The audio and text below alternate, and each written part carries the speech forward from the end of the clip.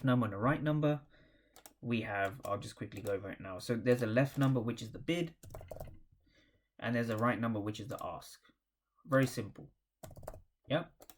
Now, the bid represents aggressive sellers. I'm just going to write AGG, right? Aggressive sellers. And the ask over here, I'm just going to write aggressive buyers. So we have aggressive sellers versus aggressive buyers. Now, when you see a lot of red inside of a candle, the way you see over here, what that means, right, is that there's more aggressive. The bid is a lot greater than the ask. So bid, I'm just going to write, is a lot bigger than the ask, right? So what this means is that there's more aggressive sellers than buyers, right? Than buyers. Now, so this is a rhetorical question because I want you all to think about it in your head. Think about this basic idea. We have a zone over here. Now, when price comes to the zone, we can see price attempted to hold and we broke above the zone. But inside of this zone, once we broke here, so this is what I had a question about this. How do you look for order flow? This is basically how I do it. If we break above the zone on 2 occasions, once and twice, I want to know what was going on inside of this zone. So inside of the zone, specifically this candle, we had the bid bigger than the ask, which means there were more aggressive sellers. Now, were these aggressive sellers successful?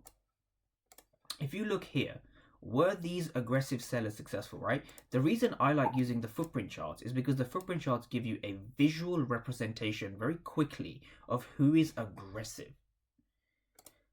The reason we can see that is because the bid is bigger than the ask, and what this translates to is a negative delta. Negative delta. Delta is the difference between the ask and the bid, right? So it's the difference between this and this. So if the delta is negative, we will see that as red. Think of it as negative as red and positive as blue. Very simple. So if we come into this key level and we break above it, but we had all these aggressive sellers, it shows you that the zone has rejected sellers. We call this an absorption of sellers. An absorption of sellers means that passive buyers are in control. And so what that means is, I'm going to try and really clear up the charts. What was going on here between the bid and what was going on in this zone was very simple. We actually broke above the zone and we saw a retest where sellers failed. Because if those aggressive sellers were successful, they would have broken below the zone, right? But those sellers failed. So who's in control? Well, it's the buyers. So you need to be buying. And so that's basically the premise of this trade, right? So I don't treat gaps. I want to go back to the original question that Philip asked, which was a very good question. I don't treat gaps differently to anything else, right? I just trade. I'm not interested. Once I have my levels, I just trade my levels, right? That's basically all I do. It's not fancy. It's just the same thing over and over again. I don't think it's particularly. Can I ask you a question about what you just kind of went over there in terms of the absorption? Yeah, go on. So when absorption is occurring in that zone, because that's where we want to focus, absorption can occur anywhere, but Absolutely. we want to focus. So let's say absorption is occurring within that zone.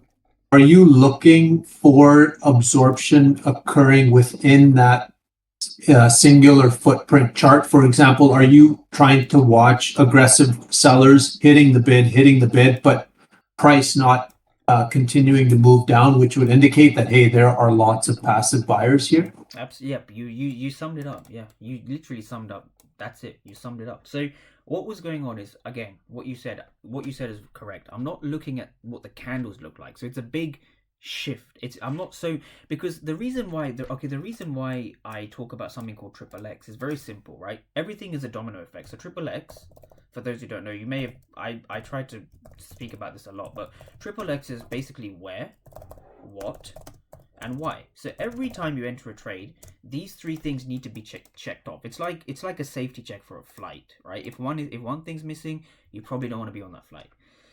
And the idea is to do your safety checks. And the idea is to do your safety checks before the plane is 30,000 feet in the air. You don't want to get there and say, "Oh, who left the door open?" All the way up there, right? So the idea is to have these three things ticked off in triple X. So you need to know where to trade from. And we went through that at the start. You have to do it in this order. where do you trade from? It's a key level. So this key level there, it had a lot going for it. So it was off a 15-minute fair value gap. It was below the daily opening price. It had filled a gap. It was in discount. It had taken out the Asian range low. So it had a lot